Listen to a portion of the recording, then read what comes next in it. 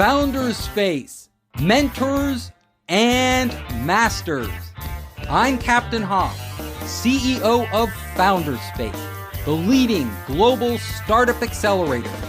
I'm also author of the award-winning books, Make Elephants Fly, Surviving a Startup, and The 5 Forces.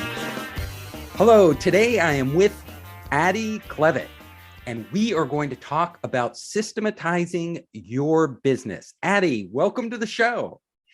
Thank you. I'm so happy to be here, Steve. Captain Hoff, it's great to be here. So I know you're a consultant. You work with entrepreneurs, business people all across the country, helping them systematize their business. What do you mean by that? So what I mean by that is creating, documenting, and improving, and then implementing processes and procedures in their companies. Okay, I'm an entrepreneur. Tell me, what are the most important ones to do first, and how will it impact my business? All right. Well, the question I'm going to answer with a question, if that's okay. And that's something I would like our listeners, when I'm asking the question, see what answers you get. So what area in your business, if you had well-documented processes and procedures, will get you the biggest return on investment? So whatever your answer is, that's the area to start. Sales. Great. And Steve, it's interesting because it will be sales and operations are usually the first ones, unless the business is really in a hiring mode. So that will be the HR systems, right? So, but let's take sales. Great. So now your next question is, how is it going to impact you? That's a question, there are different areas that it can impact. I like to also ask the question because it really impacts each person differently. It depends on where they are in the cycle of their business, right? So if you had well-documented processes and procedures for your sales department, what impact will it have on your business? So give me some examples. So I have a sales department. How do I systematize that department? What practical things can I get them doing that they aren't doing today? Right. So before I do that, if it's okay, let's answer that question. So I'll just give some examples of answers that come up.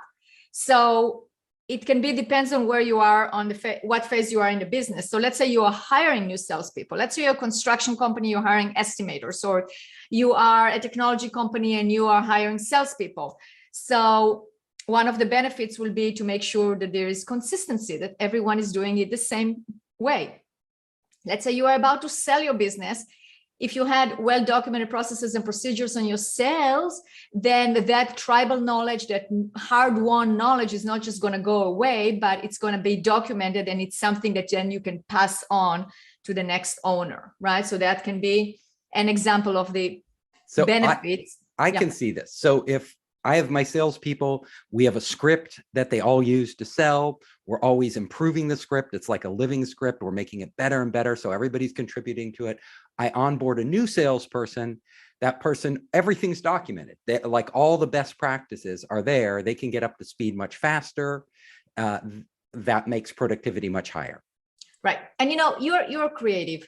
And a lot of creative people, because I heard what you said, and then I already hear some of our listeners go, well, but I don't want to be that rigid. What about the fluidity of people just, bringing their own personality and creating? Well, it's true. So it depends on the type of organization that you are, to what detail we're going to go in the documentation, or what detail you should go into documenting, right? Well, I want to interrupt you because I think documenting and systematizing doesn't have to curb creativity, because those are two different things. One, I can document all the best sales practices, the best scripts, but when somebody goes in to sell, I don't have to tell them you have to stick exactly to the script. You cannot deviate. I can say, here are the best practices, take this and innovate upon it. And if you come up with something better, let us know. Precisely. That's exactly what I'm talking about. So we got it cleared. So that's good. So that's the full answer right there. So in the sales department, what else can I systematize? What are all the different angles that I can do to make it an optimal machine? Well, first of all, you have to break it down to its components, right? So again, depends on your type of business, but usually what you will have the lead intake, right? So however, whether it's new prospect or lead or referral, but you will have that intake.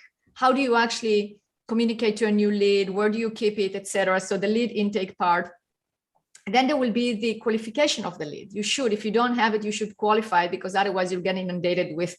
So what are the criteria we use to qualify leads? And how do you do that? Maybe it will be an intake questionnaire. Maybe it will be your first interview. So there will be the qualification of the lead. Then there will be some kind of a need assessment, like the first meeting that you do. So it will be a need assessment. It can be a discovery call, whatever you want to call it, right? So that should be a process for that. Then we have to have a process for presentation, the pitch itself, like you are presenting your services, like you discover what the pain point is. Now we have to basically present it. And then we are going to have a process on how to write the proposal, however you do that, either the proposal, the estimate, whatever it is, writing it and presenting it.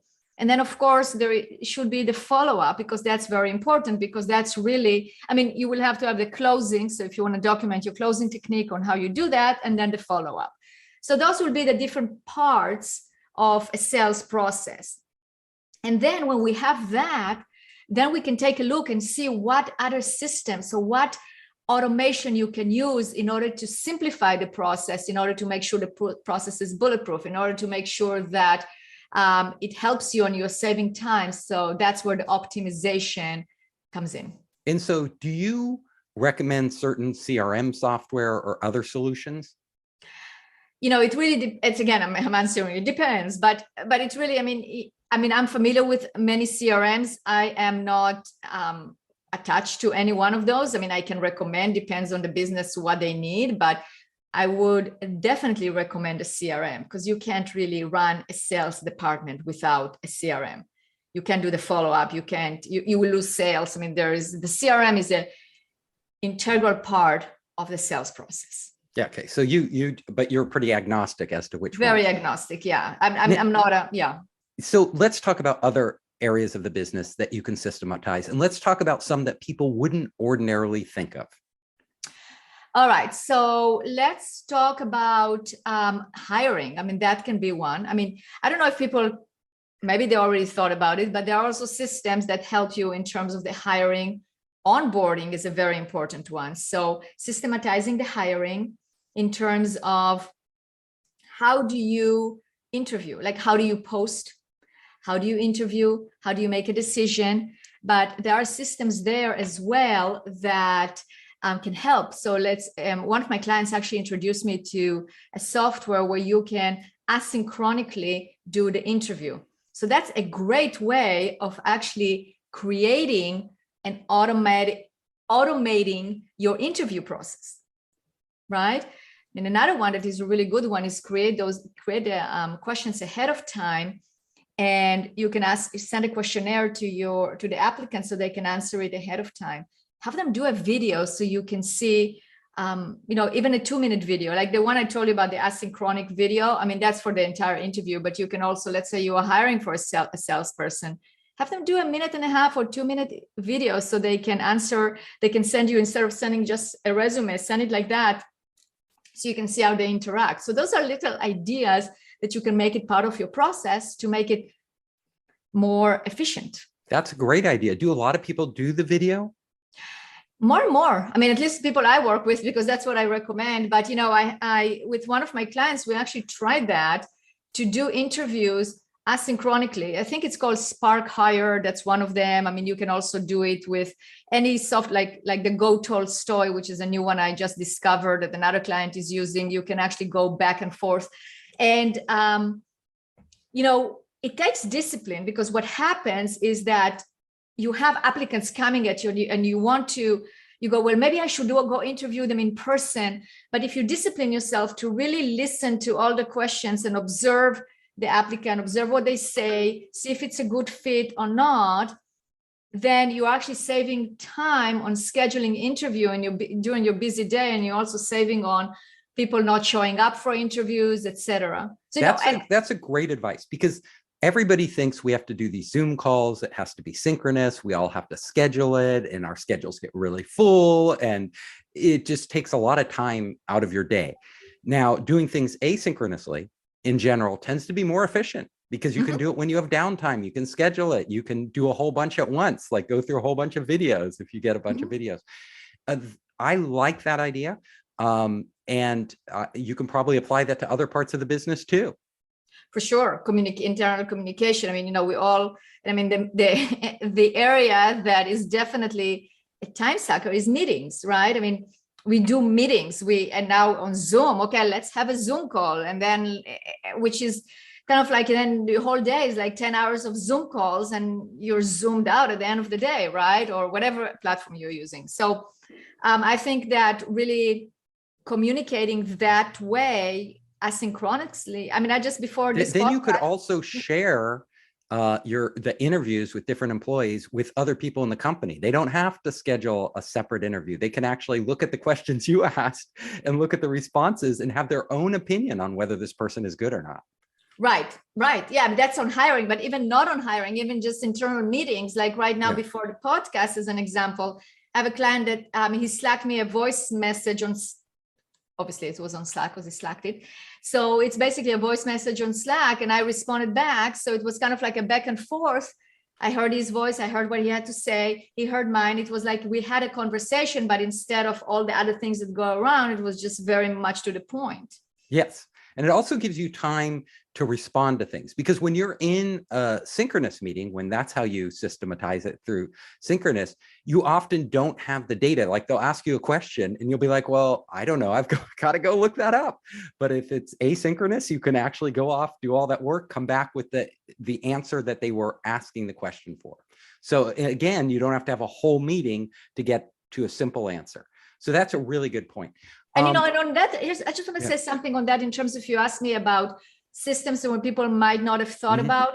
It's really systematizing your communication, because there is way. I mean, I don't think you're advocating either to just like all of a sudden be asynchronic communication. You can definitely, there is a place for a face-to-face interaction. Oh, yes. But there is a place for in-person, going out to lunch or dinner. So, but identifying the different communication systems and deciding what each one is for can create such an order in a chaos. Like what goes on Slack or Teams or anything like, when you can go back and forth like a messaging system, what goes on email, what goes on a task management, like the communication on a task management software like Asana or ClickUp or Monday, right? So if you actually define it for yourself, and that's what I do for a lot of my clients, because that is a system that has to be documented and agreed upon. And within it, in Slack or Teams or whatnot, that's a good point.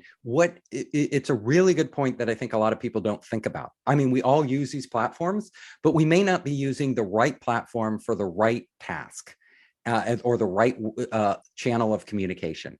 So actually having a map where people can go to and say, oh, I want to talk about this project. We should be doing that on a project management platform. Correct. We shouldn't be doing that on Slack. We shouldn't be doing that on Zoom. It's actually much more efficient to be doing it here. So very good point. Thank you. Other areas. So other tips for entrepreneurs out there.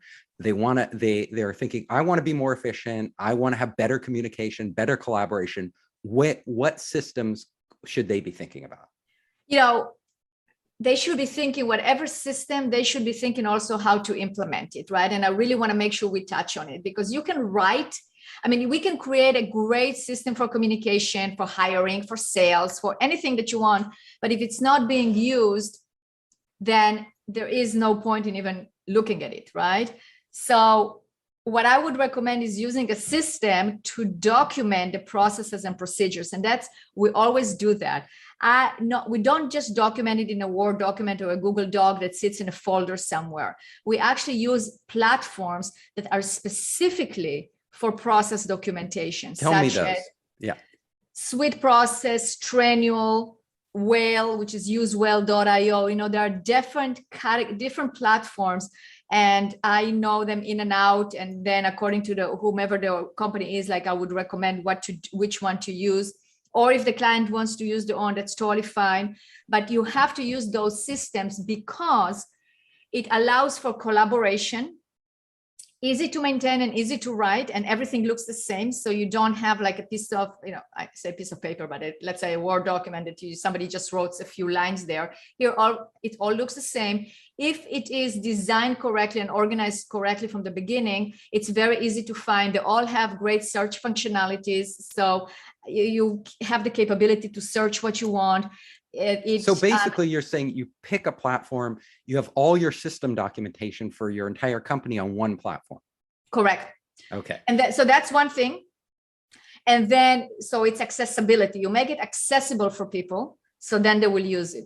You also, those platforms allow you to utilize videos, screenshots, and uploading documents. So you basically use the different types of learning. So that will accommodate everyone. And then what needs to happen is that those systems have to be used. So those systems also have a version control, and they also have a method of basically having a review, like setting up a quarterly or yearly review, so you know that those processes are going to get reviewed and are not obsolete. Mm-hmm. And by having it accessible like that, it's easy to implement. Now, the implementation, it's not a system. It comes from us as humans, right? So if you're a CEO of the company, if you're the leader of the company, it starts from the top. It's a mindset. If you decide that you want to implement systems and use them, then you have to set an example. So if somebody comes and asks you a question, instead of answering it when you know it's documented, then refer to the documentation that you already have. Make it a habit, and then it will become a habit throughout the organization. Yes, and then people can always be improving that because they're always referring back to that. So if there's something outdated, they spot it. It doesn't linger there. Now, to wrap it up, can you give one good example of a company where systematizing made a huge difference in their growth? I have many examples. I'll pick one. So this example is one of my clients. He's a successful contractor, and we documented his processes and procedures. And as a result of that, he was finally able to get a general manager, put a general manager in charge of the company, and the general manager was able to be trained in really little time because they were able to actually go throughout all the processes and procedures and understand how the company works and basically step into the shoes of the owner and run the company. And then that owner, he got so many hours a week back, and now he started his own consulting company for other contractors to teach them how to do what he has done. So that's interesting. So he spawned a whole new business because he became systematized. Absolutely. And not only that, he was able to also really wear the hat of the visionary and revise his existing business. So it just expands and expands and expands by finding other areas of other methods. I mean, basically selling in other areas as well. So I have a friend, he runs a business where he goes in and does IT work for companies. It's a good business, growing lots of money, but he's had a hard time replacing himself. He's had a hard time enabling him to get on salespeople, to get on a general manager, to really take the load off of him so he can grow that business, 10x. He hasn't hit that yet. So what you're talking about is maybe what he's lacking is that he's not systematized enough. He hasn't really gone deep so that when he brings in these people, because he brought in people, but they never seem to perform well. There can be other things there too, like in terms of the mindset and deciding that can be done. But because, he's definitely motivated to do this. And he's made several attempts, but he hasn't gotten to the point where those people can really take that load you're talking about off their shoulder. I think a lot of entrepreneurs out there kind of hit a point where they grow their business and then their time is the bottleneck, the constraint. And I think 100%. What you're saying is that you can get over that through really digging deep on how to systematize. Yes, and knowledge transfer. I mean, that's what it is. It's transferring the knowledge, seeing what is your genius zone and how we can actually battle it so then we can implement. That's why I said implementation or the transferring of the knowledge is as important as documenting it, because you can document it, but if you don't train it correctly and make sure that people actually execute it, then it's not a complete picture. Yeah, it's incomplete. It's a broken link in the chain. So Adi, it has been wonderful having you here. Can you tell our audience how they can reach you? Sure. So you can call us at 503-662-2911. You can also text us on that number, or visit our website at bizsuccesscg.com. So that's BIZ success CG for consultinggroup.com. And I also have a podcast with a great episode where I interviewed you. It's called the Systems Simplified Podcast. So check it out on any podcast platform and you can reach me that way as well. I hope you enjoyed the show. If you liked it, hit the subscribe button and share it with your friends. You can help us create more great content by subscribing and sharing. Also, if you want to access our online startup program, our investor network, and our entrepreneur resources, just come to founderspace.com.